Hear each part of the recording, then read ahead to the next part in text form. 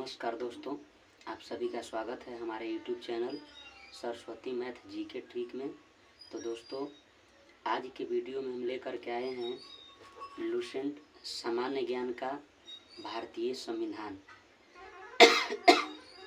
Lucent सामान्य ज्ञान GK का जो सो भारतीय संविधान के बारे में। इसके पहले जो सो 2 वीडियो हम अपलोड कर चुके हैं हिस्ट्री का, प्राचीन इतिहास का। तो आज जो है सो हम लोग पढ़ेंगे वो जो है सो भारतीय संविधान के बारे में जो सो हम लोग पढ़ेंगे। और भारतीय संविधान में जो है सो सबसे पहले हमारा जो चैप्टर रहेगा वो रहेगा, पहल का चैप्टर है भारतीय संविधान के विकास का संक्षिप्त इतिहास। ये देखिए, ठीक है, भारतीय संविधान के इतिहास का संक्षिप्त विकास।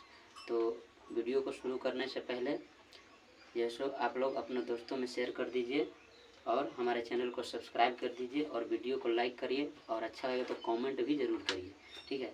तो चलिए शुरू करते हैं आज का जो सो ग्रुप डिस्कशन जो सो हम लोग शुरू करते हैं। तो बताइएगा, पहला क्वेश्चन है, बताना है कि भारतीय संविधान के विकास के बारे में बताइएगा कि प्लासी की लड़ाई कब हुई। प्लासी की लड़ाई कब हुई? तो याद रखना है 1757 में। अगला क्वेश्चन है, बताना है कि बक्सर का युद्ध कब हुआ। बक्सर का युद्ध कब हुआ? तो याद रखेंगे 1764 में, कि बक्सर का युद्ध हुआ 1764 में। अगला क्वेश्चन है, बताएंगे कि 1757 ईस्वी की प्लासी की लड़ाई और 1764 ईस्वी के बक्सर युद्ध को अंग्रेजों द्वारा जीत लिए जाने के बाद कहाँ में जो है सो ईस्ट इंडिया कंपनी ने शासन का शिकंजा कसा, मतलब किस क्षेत्र पर?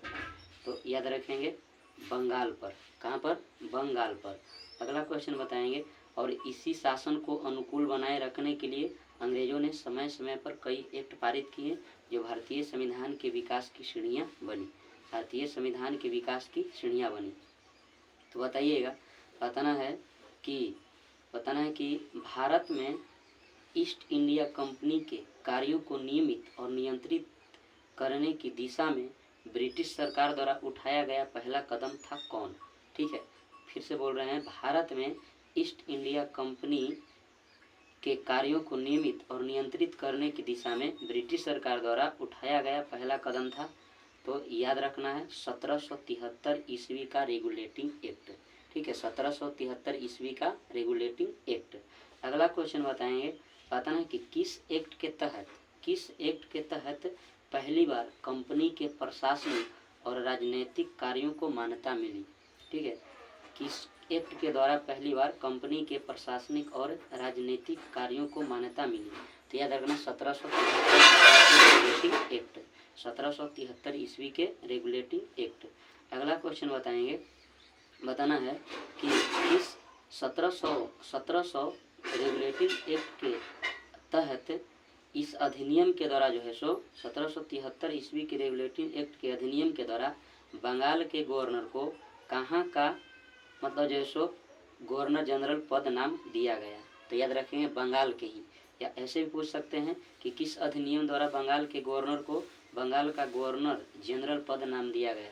तो याद रखेंगे 1773 के रेगुलेटिंग एक्ट। 1773 के रेगुलेटिंग एक्ट बताएंगे कि 1773 के रेगुलेटिंग एक्ट के तहत और कहाँ के गवर्नर को इसके अधीन किया गया, मतलब किस किस क्षेत्र के गवर्नर को? तो याद रखना है मुंबई एवं मद्रास।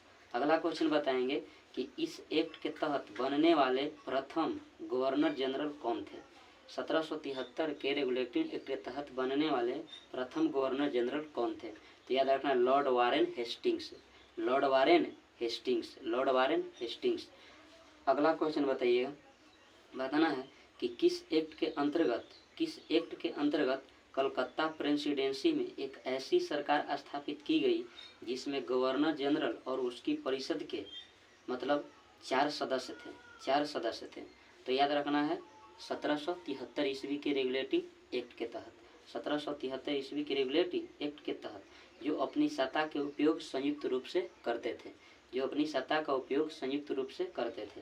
अगला क्वेश्चन बताएंगे कि 1773 के रेगुलेटिंग एक्ट के अंतर्गत कहाँ में और कब एक उच्चतम न्यायालय की स्थापना की गई?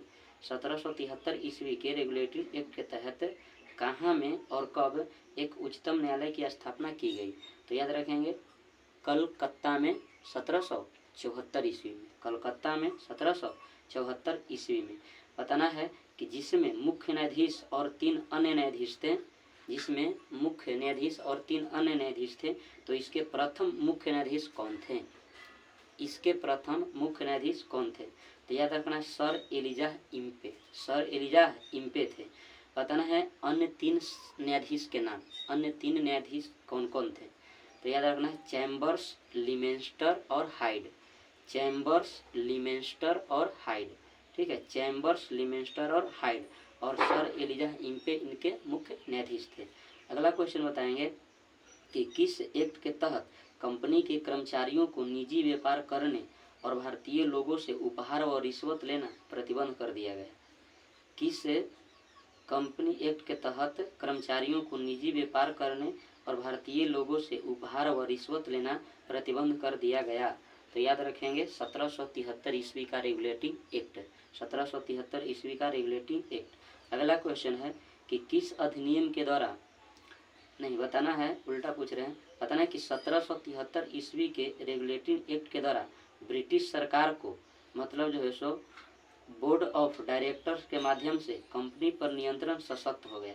ठीक है, कि 1773 ईस्वी के रेगुलेटिंग अधिनियम के द्वारा ब्रिटिश सरकार को बोर्ड ऑफ डायरेक्टर्स के माध्यम से कंपनी पर नियंत्रण सशक्त हो गया।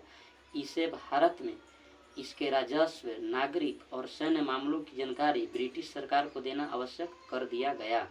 ठीक है, आवश्यक कर दिया गया, याद रखेंगे।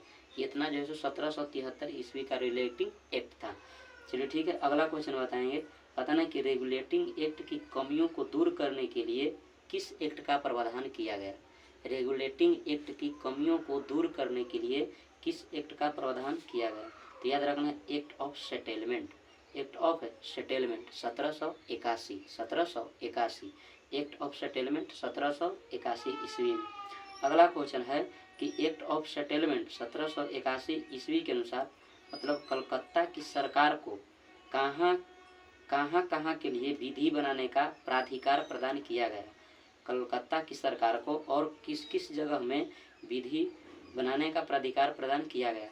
तो याद रखना है बंगाल, बिहार और उड़ीसा, बिहार, बंगाल और उड़ीसा। अगला क्वेश्चन बताएंगे। बताना है कि किस एक्ट के तहत दोहरे प्रशासन का प्रारंभ हुआ? किस एक्ट के तहत दोहरे प्रशासन का प्रारंभ हुआ? तो याद रखना है 1784 का पिट्स इंडिया एक्ट, 1784 का पिट्स इंडिया एक्ट पहला है। इसके दोहरे प्रशासन कौन कौन है, नाम बताइए। इसके दोहरे जो प्रशासन है वो कौन कौन है? तो याद रखेंगे बोर्ड ऑफ डायरेक्टर्स और बोर्ड ऑफ कंट्रोलर। ठीक है, बोर्ड ऑफ डायरेक्टर्स और बोर्ड ऑफ कंट्रोलर। तो बताएंगे कि राजनीतिक मामलों के लिए जो है सो किसका गठन किया गया? राजनीतिक मामलों के लिए, तो राजनीतिक मामलों के लिए याद रखेंगे बोर्ड ऑफ कंट्रोलर। ठीक है, बोर्ड ऑफ कंट्रोलर। और व्यापारिक मामलों के लिए बोर्ड ऑफ डायरेक्टर्स। ठीक है, बोर्ड ऑफ डायरेक्टर्स याद रखेंगे। अगला क्वेश्चन है कि किस अधिनियम के द्वारा नियंत्रण बोर्ड के सदस्य तथा कर्मचारियों के वेतन आदि को भारतीय राजस्व में से देने की व्यवस्था की गई? ठीक है, क्वेश्चन है कि किस अधिनियम के द्वारा नियंत्रण बोर्ड के सदस्य तथा कर्मचारियों के वेतन आदि को भारतीय राजस्व में से देने की व्यवस्था की गई? तो याद रखना 1773 ईस्वी के चार्टर अधिनियम, 1773 ईस्वी के चार्टर अधिनियम। अगला क्वेश्चन बताएंगे। बताना है कि कंपनी के अधिकार पत्र को 20 वर्षों के लिए बढ़ा दिया गया किस अधिनियम के तहत? कंपनी के अधिकार पत्र को 20 वर्षों के लिए बढ़ा दिया गया किस अधिनियम के तहत? तो याद रखना है 1813 का चार्टर अधिनियम के तहत, 1813 के चार्टर अधिनियम के तहत। अगला क्वेश्चन बताएंगे। बताना है कि कंपनी के भारत के साथ व्यापार करने के एकाधिकार को छीन लिया गया किस अधिनियम के तहत? किस अधिनियम के तहत कंपनी के भारत के साथ व्यापार करने के एकाधिकार को छीन लिया गया किस अधिनियम के तहत? तो इसको भी याद रखना है 1813। ठीक है, 1813 के चार्टर अधिनियम। अगला क्वेश्चन है और इसमें ये भी याद रखेंगे किंतु उसे चीन के साथ व्यापार एवं पूर्वी देशों के साथ चाय के व्यापार के संबंध में 20 वर्षों के लिए एकाधिकार प्राप्त रहा। ठीक है, 20 वर्षों के लिए एकाधिकार प्राप्त रहा। अगला क्वेश्चन है कि कितना ईस्वी से पहले ईसाई पादरियों को भारत में आने की आज्ञा नहीं थी, परंतु 1813 ईस्वी का चार्टर अधिनियम द्वारा ईसाई पादरियों को आज्ञा प्राप्त करके भारत आने की सुविधा मिल गई। फिर से बोल रहे हैं, क्वेश्चन है कि कितना ईस्वी से पहले ईसाई पादरियों को भारत में आने की आज्ञा नहीं थी, परंतु किस अधिनियम के द्वारा ईसाई पादरियों को भारत आने की आज्ञा प्राप्त करके भारत आने की सुविधा मिल गई। तो याद रखना 1813 का चार्टर अधिनियम, 1813 के चार्टर अधिनियम। अगला क्वेश्चन बताना है कि कुछ सीमाओं के अधीन सभी ब्रिटिश नागरिकों के लिए भारत के साथ व्यापार खोल दिया गया। किस चार्टर अधिनियम के तहत? किस चार्टर अधिनियम के तहत? तो याद रखेंगे 1813 का चार्टर अधिनियम, 1813 के चार्टर अधिनियम। अगला क्वेश्चन बताना है कि किस अधिनियम के तहत कंपनी के व्यापारिक अधिकार पूर्णतः समाप्त कर दिए गए। किस अधिनियम के द्वारा कंपनी के व्यापारिक अधिकार पूर्णतः समाप्त कर दिए गए? तो याद रखना है 1833 का चार्टर अधिनियम, 1833 का चार्टर अधिनियम। अगला क्वेश्चन बताना है कि कंपनी का कार्य ब्रिटिश सरकार की ओर से मात्र भारत का शासन करना रह गया, 21 अधिनियम के तहत कहा गया है। क्वेश्चन है कि अब कंपनी का कार्य ब्रिटिश सरकार की ओर से मात्र शासन करना रह गया है, 21 अधिनियम के तहत कहा गया है। तो याद रखेंगे 1833। ठीक है, 1833। अगला क्वेश्चन बताएंगे कि बंगाल के गवर्नर जनरल को भारत का गवर्नर जनरल कहा जाने लगा। बंगाल के गवर्नर जनरल को भारत का गवर्नर जनरल कहा जाने लगा। तो याद रखेंगे 1833 के चार्टर अधिनियम में। ठीक है, 1833 के चार्टर अधिनियम में। अगला क्वेश्चन बताना है कि 1833 के चार्टर अधिनियम में जो है सो कहाँ में जो है सो परिषद की विधि निर्माण शक्तियों को वापस ले लिया गया था। 1833 ईस्वी के चार्टर अधिनियम के तहत में बताना है कि किस किस जगह से परिषद की विधि निर्माण शक्ति को वापस ले लिया गया। तो याद रखना है बम्बई और मद्रास। ठीक है, बम्बई और मद्रास कि बम्बई तथा मद्रास की परिषद की विधि निर्माण शक्तियों को वापस ले लिया गया। अगला क्वेश्चन बताएंगे कि विधिक परामर्श हेतु गवर्नर जनरल की परिषद में विधि सदस्य के रूप में चौथे सदस्य को शामिल किया गया। 21 चार्टर अधिनियम में वर्णन है। ठीक है, क्वेश्चन है कि विधिक परामर्श हेतु गवर्नर जनरल की परिषद में विधि सदस्य के रूप में चौथे सदस्य को शामिल किया गया। 21 चार्टर अधिनियम में वर्णन है। तो याद रखना है 1833। अगला क्वेश्चन बताएंगे कि भारत में दास प्रथा को विधि विरुद्ध घोषित कर दिया गया तथा कितना ईस्वी में उसका उन्मूलन कर दिया गया। ठीक है, क्वेश्चन है कि भारत में दास प्रथा को विधि विरुद्ध घोषित कर दिया गया और कितना ईस्वी में उसका उन्मूलन कर दिया गया। और ये 1833 के चार्टर अधिनियम में वर्णन है इसका। तो याद रखेंगे इसका सही आंसर होगा 1843। अगला क्वेश्चन बताएंगे कि 1833 ईस्वी के चार्टर अधिनियम के धारा कय के तहत कंपनी के अधीन पद धारण करने के लिए किसी व्यक्ति को धर्म, जन्म स्थान, मूल वंश या रंग के आधार पर अयोग्य न ठहराए जाने का उपबंध किया गया है। फिर से बोल रहे हैं, क्वेश्चन है कि 1833 ईस्वी के चार्टर अधिनियम में किस धारा के तहत यानी अनुच्छेद के तहत कंपनी के अधीन पर धारण करने के लिए किसी व्यक्ति को धर्म, जन्म स्थान, मूल वंश या रंग के आधार पर अयोग्य न ठहराए जाने का उपबंध किया गया है। तो याद रखना है 87। ठीक है, 87। अगला क्वेश्चन बताना है कि गवर्नर जनरल की परिषद को राजस्व के संबंध में पूर्ण अधिकार प्रदान करते हेतु मतलब जो है सो गवर्नर जनरल को संपूर्ण देश के लिए एक ही बजट तैयार करने का अधिकार दिया गया है। यह भी याद रखेंगे 1833 ईस्वी के चार्टर अधिनियम में। ठीक है, 1833 ईस्वी के चार्टर अधिनियम में बताना है कि 1833 के चार्टर अधिनियम के तहत जो है सो किसका वर्गीकरण किया गया है तथा इस कार्य के लिए विधि आयोग की नियुक्ति की व्यवस्था की गई है। ठीक है, विधि आयोग की नियुक्ति की गई है। क्वेश्चन है कि 1833 ईस्वी के चार्टर अधिनियम में किसका वर्गीकरण किया गया तथा इस कार्य के लिए विधि आयोग की नियुक्ति की व्यवस्था की गई। तो याद रखना भारतीय कानून का। किसका? भारतीय कानून का। तो बताएंगे कि किसकी अध्यक्षता में प्रथम विधि आयोग का गठन किया गया। किसकी अध्यक्षता में प्रथम विधि आयोग का गठन किया गया? तो याद रखना है लॉर्ड मैकाले। Lord Macaulay. अगर पूछे कि कितना ईस्वी में किया गया तब याद रखना है 1834। ठीक है, 1834 याद रखेंगे। अगला क्वेश्चन बताना है कि किस अधिनियम के द्वारा सेवाओं में नामजदगी का सिद्धांत समाप्त कर कंपनी के महत्वपूर्ण पदों को प्रतियोगी परीक्षाओं के आधार पर भरने की व्यवस्था की गई। फिर से बोल रहे हैं, किस अधिनियम के द्वारा सेवाओं में नामजदगी का सिद्धांत समाप्त कर कंपनी के महत्वपूर्ण पदों को प्रतियोगी परीक्षाओं के आधार पर भरने की व्यवस्था की गई? तो याद रखना 1853 का चार्टर अधिनियम। 1853 का चार्टर अधिनियम।